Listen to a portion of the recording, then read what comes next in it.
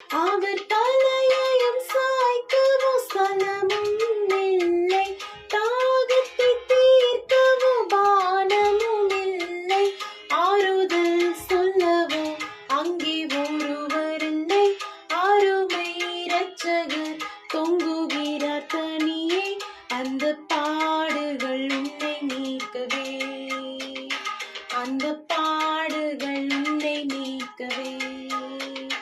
ஏழை மனோருவை எடுத்த இசுராஜன் உன் அண்டை நிற்கிறார், ஏற்றுக்கொள்ள அவரை தள்ளாதே, ஏற்றுக்கொள்ள அவரை தள்ளாதே. ஏழை மனோ